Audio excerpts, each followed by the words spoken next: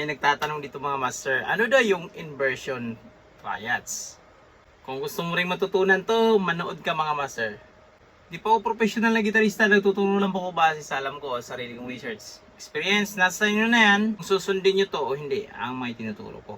Ang tinatawag na inversion of triads mga master is yung tatlo nating nota sa triads. Example, ang C major is binubuo rin yan galing sa scale. Kaya ito mga master para matutunan nyo talaga kung ano yung foundation, unahin nyo muna aralin yung ganito, scale. Kahit wala muna sa gitara. Yung kumbaga meron ka lang knowledge about sa scale, paano nangyari. Yan, mga basic theory sa music. Yan. Kumbaga, hindi yung ibig sabihin na i-play na agad ito sa scale na beginners pa lang. So, hindi talaga ito mapiplay. Ang ibig kong sabihin nito is aralin mo muna ito. Kumbaga, naiintindihan mo na siya para pag time na, mo na siya sa gitara at natutunan mo na kung paano yung mga nota sa fretboard mo. Kaya napakahalaga talaga pag alam mo yung nota sa fretboard mga master. Kasi yung mga kagaya nito, na inversion of triads, paano nangyari, is madali mo na lang matuntun yan. So, balik na tayo dito mga master. So, yung ating C major is meron niyang root, third, at fifth. Yan. Yan yung nakikita natin sa mga chords na C major, D major, yan. Pag D major naman, siyempre, ibang scale naman yon. Nasa D major scale naman. Pero yung tinutukoy na triads, yan yung naririnig natin, 1, 3, 5. Yan yung ibig sabihin yan. Kasi may mga numero to, yan. 1, 2, hanggang 7. Yan. So, 1, 3, 5. Ito yung tinatawag na triad. So, ito ay major triad. Pag meron tayong triads na nauuna yung ating root note, siya ay root position. Pag nauuna yung kanyang third na nota, so yan yung ating first inversion.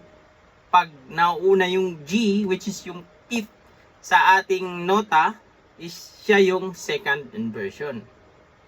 Ito na pag sa gitara. Kaya nga napakahalaga talaga na aralin talaga yung fretboard. Kaya before mo talaga pag-aralan yung mga triads na yan, make sure talaga na meron kang knowledge talaga na sapat dito sa fretboard yung mga nota. Kasi kahit anong pilit mong aralin yan, mahuhulog ka lang dito sa mga pattern. Kumbaga yung ituturo ko ngayon, tatandaan mo lang na ito yung root position ng ating C. Tapos ito yung first inversion at yung second inversion. Yan. Kumbaga, gagayahin mo lang to. Hindi talaga yung meron kang sariling sapat na knowledge sa fretboard.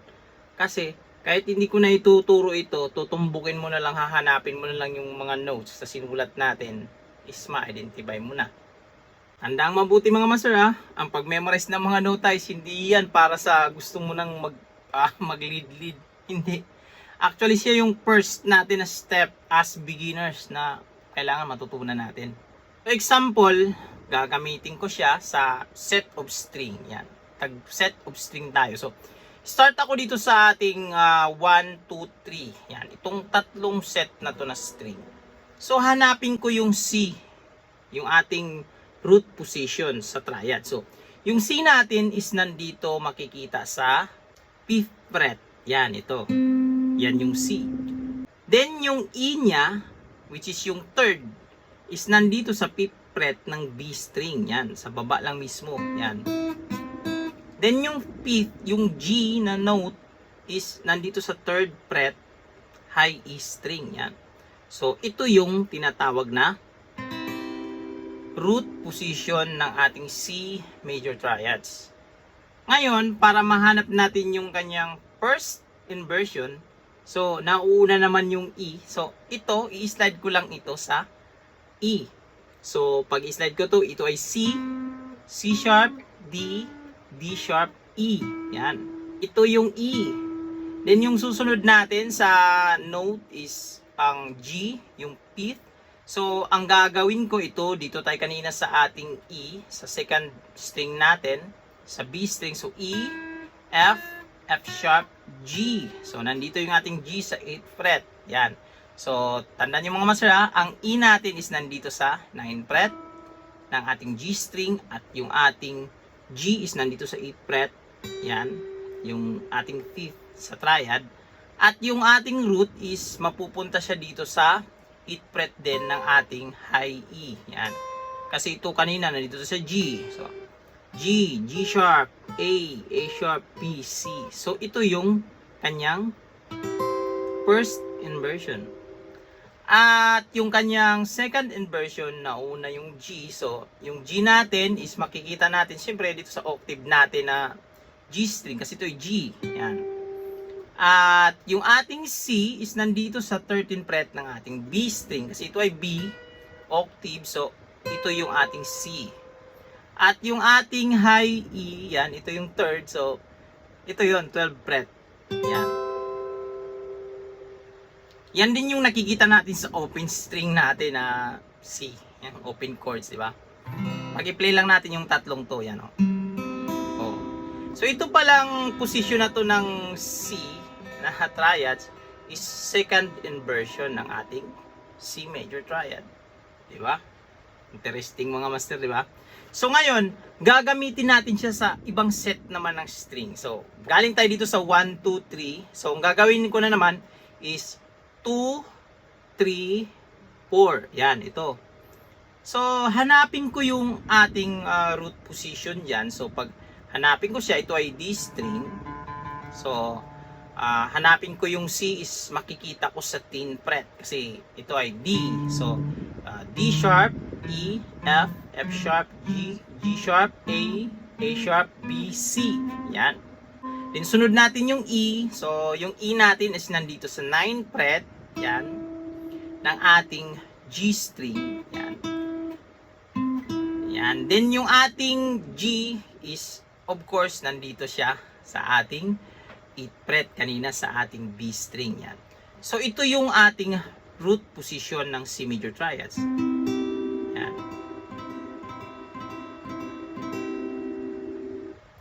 Then yung ating first inversion is yung E. So, hanapin natin yung E. So, C. So, C sharp, D, D sharp, E. Yan. Ito yung E. Then yung ating G is again ito. Yung ating open string na G. So, ito ay octave niya. 12th fret. Yan. So, G. At yung ating C is nandito sa 13th fret ng B string. O, ito na yung So, ito na yung ating first inversion ng ating C major. Then yung ating second inversion is mangunguna yung G. So, sa D string natin, yung G nandito sa 5th fret. 5th fret yung ating G. Tapos yung ating C is nandito sa 5th fret ulit. Yung kanina, yan. So, 5th fret nating G string. At yung ating E is nasa 5th fret din ng ating B string. So, ito yung ating second inversion ng ating C major triad. Di ba? Nagigets yun na mga sir? Sumupo naman tayo. Example, gamitin natin yung ating low string. So, ito yung D, A, at E. Yan. So, hanapin natin yung C dyan. So, yung C is nasa 8th fret. Di ba? Nasa 8th fret. Oh. 8th fret nating low E. Then yung ating E, yung third is nandito sa 7th fret ng ating A string. Then yung ating G is nandito sa 5th fret ng ating D string. So ito yung ating root position C major triad. Then yung kanyang first inversion is ito ay gagamitin natin yung dito na lang sa kanyang octave 12th fret E.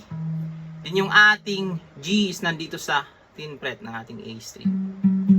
At syempre yung ating C is nasa 10th fret din ng ating D string. So ito yung first inversion. Yan. Then yung ating second inversion is G tayo. So ito yung G, dito na lang natin kunin sa 3rd fret ng ating low E. Then yung C is nasa baba niya rin. Yan. At yung E is nandito sa 2nd fret ng ating D string. Yan. Diba? Ganda diba mga master? So, i-play ko itong ginawa ko kanina. So mag-start tayo sa root position. Gawin natin yung ginawa natin ngayon. So, root position dito sa tatlong string na to. Sa set of string na to. Yan. Tapos, inulit natin. So, root position din. Dito na tayo nag-start. Yan. Ito sa D string natin. 10th fret. Oh. At meron din tayong root position din dito. Yan. 8th fret. Yan. Pakinggan nyo mga master ha.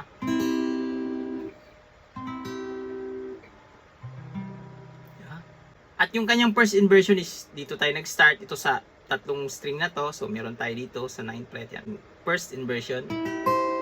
At sa ibang set of string naman, ito yung first inversion. Yan. Oh, magkatunog, di ba? At dito sa baba, sa low string natin is ito yung kanyang first inversion. Oh.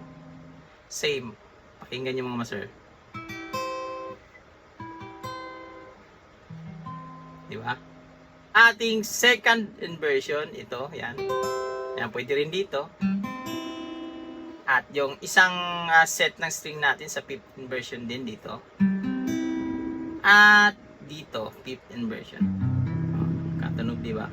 Ang purpose nito is malalaman mo na lalawak na paggagamitan mo na ng mga scale o target note. Ang dami kasi kung nakatingin ka lang, nakapokus ka lang dito sa isang inversion na to ng triads, hindi mo ma-access lahat ng fretboard. Kasi ang akala natin, ito lang yung targetin natin. Ito, yan sa triads. So, merong possibilities. Ang dami. Pwede mong targetin ito.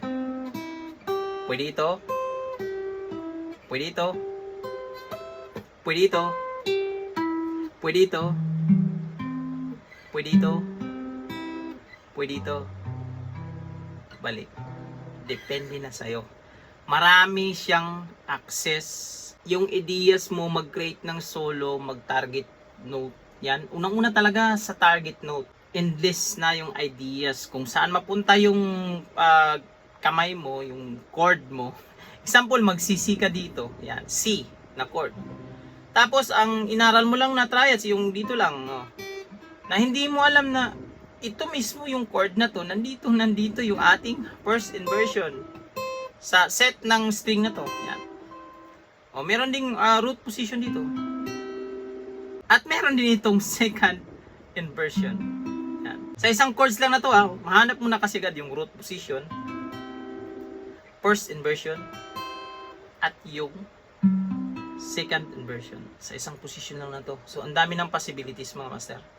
So, mahabang topic ito mga master. Gagawan natin to ng part 2, yung about sa inversion triads. Pero alam ko, mga master, na ang iba sa inyo naguguluhan about dito sa inversion triads, mga master. Pero, madali lang ito. Basta't ang unang-una, alam mo yung nota sa fretboard.